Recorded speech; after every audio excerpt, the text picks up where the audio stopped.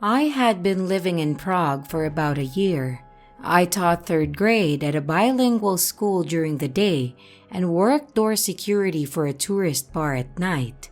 Weekends, I would get off work around 3 or 4, depending on how busy it was, at which point I would take the tram from the city center to where my apartment was located. At that time, I was 22 years old and had short black hair and round eyeglasses. This is important. One night, I stood at the back of the tram, headphones in, despite my phone being dead. They were like a security blanket to prevent me from socializing with drunk English speakers that populated city center that time of night. This group of 7 guys, looking to be between 25 and 30, get on being loud and drunk. I'm okay with accents, and these guys were definitely British, probably there for a stag do. I ignore them until I hear this conversation. I'd fuck that Harry Potter looking girl. Like she'd fuck you, mate. Like I'd give her a choice. Raucous laughter and high-fiving over this little rape joke. How can you even tell that's a girl? Only one way to find out, ain't there? And then more laughter. I keep staring at my Kindle and acting like I couldn't hear them or didn't speak English. But internally, I was screaming in panic. My stop was only 2 away, and I figured that I'd want to be as close to my flat as possible when I got off. So I sit there, ignoring the leering, until the tram gets to my stop. I get off. I've got 3 blocks up and half a block over to get to my flat. They get off. That's fine. I live 2 blocks away from a very popular club, and quite a few bars and hotels are in that area. I try to rationalize to myself. They're not following me. I had a test. A stupid thing I did to see if people walking behind me were following me. And I crossed at the weird place in the street.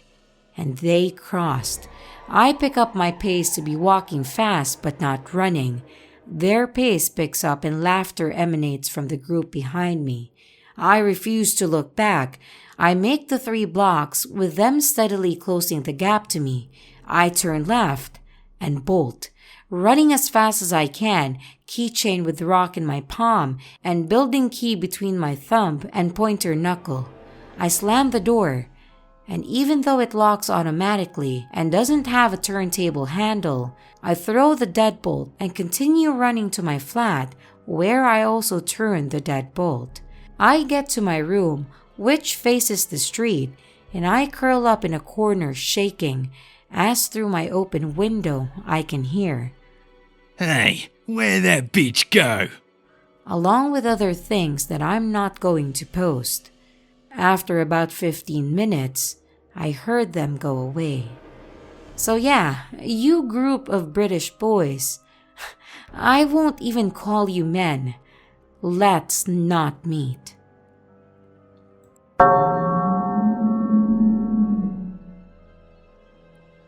Long-time reader and first-time poster. This might not be written in the best grammar, so please forgive me. This story takes place back in April of 2018, and I live on Long Island and was in my freshman year of high school. I was going through a tough time. Earlier in the week, my girlfriend broke up with me because of rumors that she heard about me, which I won't share on this subreddit. There was a lot of drama going on about my life at this time. Depression, broken hearts, typical high school bullshit. And my mom knew that I was down in the dumps. So one night, she took me to get a new phone in the nearby mall.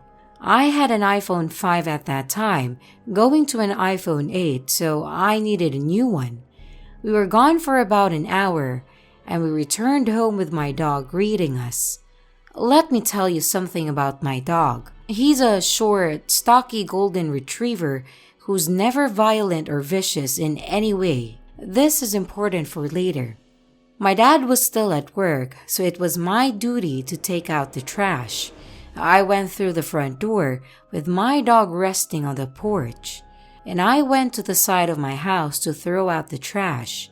When I was throwing the bag, I looked over to my neighbor's house, where I saw a guy dressed in all black around 6 foot tall walking out of their side door. Being a paranoid 14-year-old, I had so many red flags going off. Let me tell you something about my neighbors and my neighborhood. I live in a safe neighborhood, but not 15 minutes away from walking distance. We live by a town that has a high crime rate ranging from muggings, drug dealing, and even murders from time to time. My neighbors, on the other hand, have an older stepson who drags race in part of town, so for some stupid reason, I wasn't in the fight or flight mode yet because I was assuming that this could be one of his friends. Stupid me, I know. Until there was another man, and then another. There were 6 fucking guys dressed in all black coming out of the house and from the backyard. Then I knew what was going on, so I tried walking away as if I saw nothing. When I was on my driveway, I saw 2 of the 6 guys slowly walking towards me. My blood went cold within a second as they were getting close. My dog went running off the porch, chasing the 6 men down the street and chasing them into the night. And my dog came back, and I was still standing on my driveway, trying to process what I just saw. I went back inside with my mom asking me what just happened, and I told her what I just saw with the 6 men coming out of the neighbor's house and heading towards me. We called the police and they came over to ask me questions. I described the 6 men as best as I can, and the police told us we're not the first to experience this, as there were 7 burglaries all over town at that time, and I probably witnessed them attempting to break in. I told the officers about 2 of the 6 guys walking toward me after I saw them, and they told me that since I saw them, they were trying to stop a witness.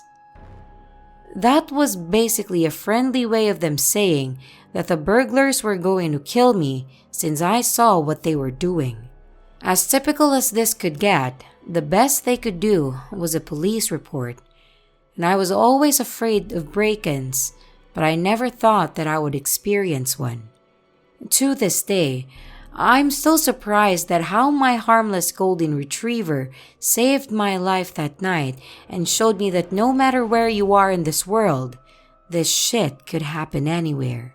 4 years have gone by, and my family now has a gun, and I'm currently training in kickboxing for self-defense. So, to the 6 men who try to break into my neighbors, let's not meet again.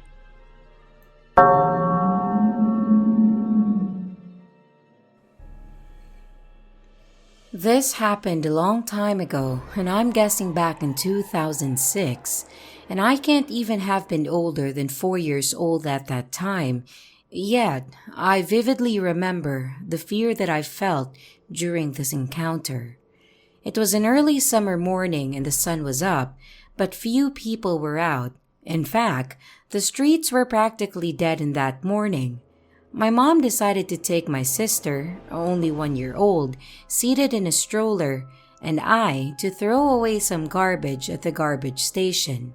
I might add that the garbage station is kind of secluded from nearby houses, bordering one of those deep dark forests of eastern Sweden. Since I was only 4 years old when this happened, the memories from the incident have faded a lot. However, my mom remembers all of it. She says that upon entering the garbage station, she immediately got an eerie feeling of being watched. I remember that feeling too, and I felt creeped out, even though I didn't know why I was scared. I guess I could sense my mom's fear. Walking along that secluded garbage station, my mom suddenly stopped and told me this. She said my name and added, Hold on to the stroller as hard as you can and don't let go, no matter what. That's my most vivid memory I have of this, and I don't think I'll ever forget those words. I'll at least never forget how they made me feel. It was as if my blood turned to ice. I just froze. My mom sounded stern, but even a toddler can sense when someone's scared shitless, and my mom was definitely afraid of something. The rest is just a blur, and I don't remember much, apart from the aforementioned, so I'll let the rest of the story be told from the perspective of my mother. This is the recollection of her experience, recalled to the best of my abilities in my own words. Not far from where we were standing, a truck was parked with a man seated in front. Nothing unusual. A lot of truck drivers stopped to rest by the side of the road, but this man was staring. He wouldn't stop staring. He stared right at me, examining my body with the determined gaze of a predator. Gluing the three of us in his sight, he truly seemed pleased by the fear he'd instilled in our faces. And his eyes, they were something else, almost as if they didn't belong to a human, but rather to a predator on the savannah. I felt like prey, stuck in the claws of a lion, and I just couldn't move. But that's when he smiled at me.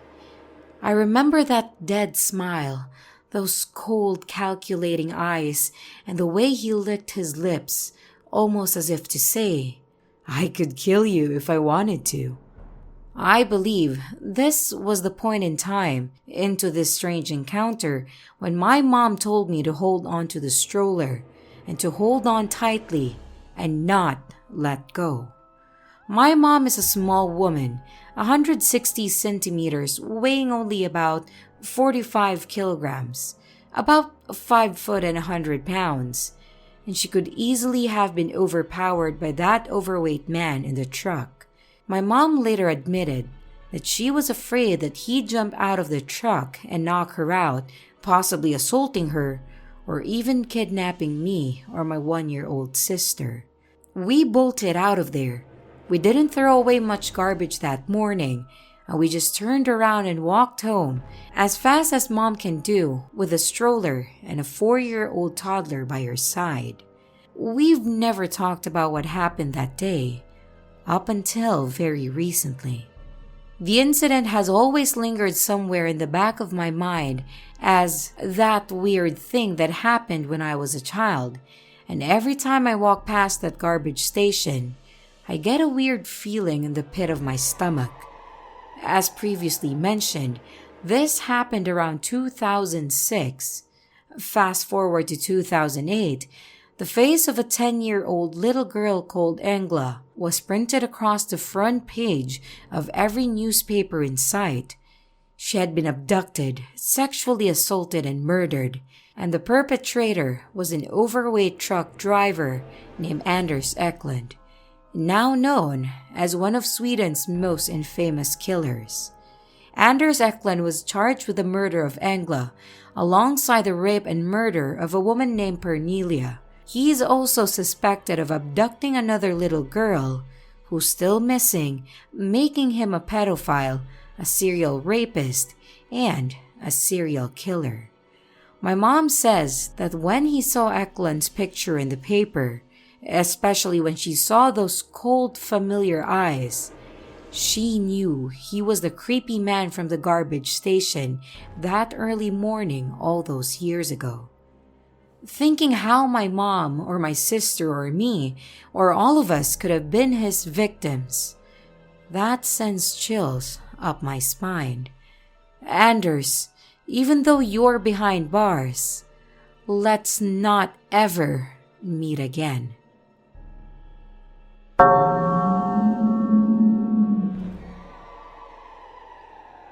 So this occurred mid-January of 2019.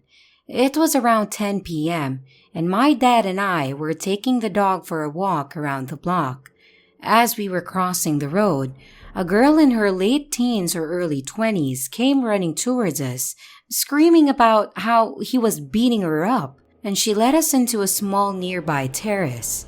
As we entered the living room, someone threw a ceramic cup in our direction, which smashed on the wall right next to our heads. There was a shirtless Aboriginal guy, also late teens or early 20s, pacing around in an agitated manner. He appeared to be drunk or high, and there was another girl in the kitchen holding a baby, and she was screaming something at the guy. The first girl told us that he's on meth. We attempted to de-escalate the situation, as my dad spoke to the girls to get a better idea of what was going on. I followed the guy outside, where I asked him some questions, but he gave no intelligible answers. I seem to have a lapse in memory at this point, because all I remember is next thing, we're on the footpath and he's lunging at my dad. They fought briefly, and I tried to get him in a headlock, but he broke free and ran inside the house. One of the girls started screaming about how he was gonna get a knife. We decided to get out of there. Fuck it. But just at that moment, he emerged at the end of the hallway. He stood still for a moment, and I saw that he was holding a large kitchen knife. He quickly charged down the hall at us. As we began to run away, I stopped like an idiot to pick up my metal water bottle that I had left on the ground during the struggle. I can't exactly explain why I did that, but I think I figured I would use it as a weapon if he chased us, like to throw at him or use as a club or something. I was in such a hurry that as I picked it up, I slipped and fell onto the pavement. My dad was a bit further up the street by now, not having initially seen my fall. The guy came out the gate as I stood up, and we wrestled briefly. I tried to force his wrist back, since for all I knew, he was still holding the knife, and my dad ran back and hit him with a plastic garden chair, bringing him down onto the front path. We held him down, yelling for the girls to call the police. I picked up the knife, which he had dropped at some point, and I threw it as far as I could up the street. The guy tried to fool us by closing his eyes and pretending to snore, hoping that we would loosen our grip on him. Whenever I think about the incident, even though we both could have gotten stabbed, remembering him doing that always makes me laugh. Another odd detail. Some guy walked past and offered to tie him up with some cable ties, but we said no. We tried to keep him down until the police arrived, and he would struggle hard at times and completely give up at others. He was getting really sweaty and seemed to get a surge of adrenaline because he managed to slip loose of our grip on him. He ran inside and slammed the fly screen door after him. Then he stood there and stared at us in what must have been an attempt to intimidate us. He walked down the hall and then out of sight. We heard police sirens and retreated into the street, and about 5 cops rushed into the house armed with pepper spray, and shortly came out with a guy in cuffs. He was arrested, and the police kept us there for at least 3 hours to give our statements, which was difficult for me since it was all a blur. 4 months later, I found out that the guy stabbed someone in the neck in the exact same location and is now in jail. It's disturbing to think that he wasn't bluffing when he charged at us with a knife, and that something like this could happen so close at home. If you want to check out more about this story, check out the description of the video because there would be some links to news articles with the information about the stabbing.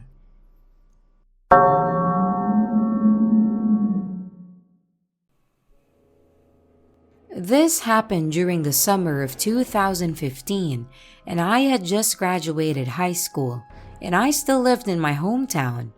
I was out with some friends and it was getting really late, like around 1 a.m., so I decided to head home. I stopped by a drugstore close to my house that was open 24/7 to pick up some aspirin and snacks. The one I went to was in the same parking lot as a supermarket. Take note, this is important.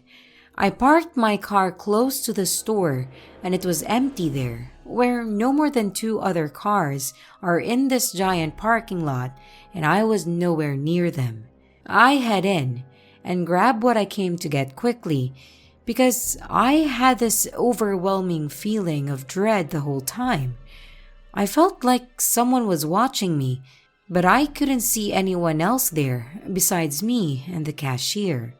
Then after I had gotten everything I intended to buy, I stalled checking out and I just went aisle by aisle looking at random things because I thought whoever was out there would leave if I took too long. Really, the whole time I thought I was being paranoid because I wasn't used to going out late.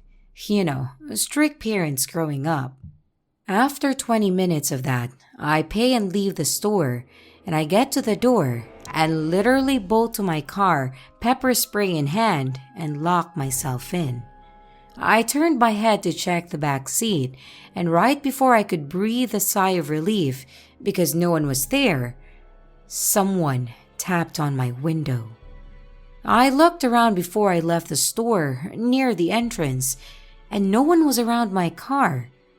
So how did I not see a person there? This is where I really freaked out. I don't know if this person was Ted Bundy inspired or what, but this was odd. He was a very handsome blonde man with slightly long hair and a cast on his arm. Now, my first instinct was to drive off, but he was leaning on the front hood part of my car, and I didn't want to hurt him, so I rolled my window down just an inch so he could speak and maybe back up just a bit so I could drive off without hitting him. But nope, he stayed glued on my car. He then asked me if I could help him with directions and look up an address for him. I said, I really need to go, sir. Maybe ask in the drugstore. They can help. I already went to the supermarket and they couldn't help. That place closed at 8, and there was no way this guy had just been lurking around for 5 hours waiting for some random girl's help. He then went on about feeling really tired if I could just give him water or food I bought since he had no money. I told him okay, and I began to reach to my passenger side to grab the chips that I got and began to roll the window down slightly. And like I expected, he moved closer to my window. But he was now off the car, so I hit the gas and he chased my car, and I heard a scraping sound on the side as I pulled away. I didn't drive directly home in case I was followed, and I drove down the highway for an hour because I was so distraught over what happened. I finally got home, and my entire side of my car has been scraped from the door almost to the trunk, and I'm really sure he used a knife or some sharp object because it was a really rough scrap. I reported the incident, but they never found him or any similar incidents in my town. He was watching me the whole time, maybe from the windows of the store, because how else would he have known that I bought food? I also think he hid behind my car so that I couldn't see him when I came out. I feel like he was trying to get me before I got in my car, but I got in too fast. So, creep in the parking lot. Let's not meet again.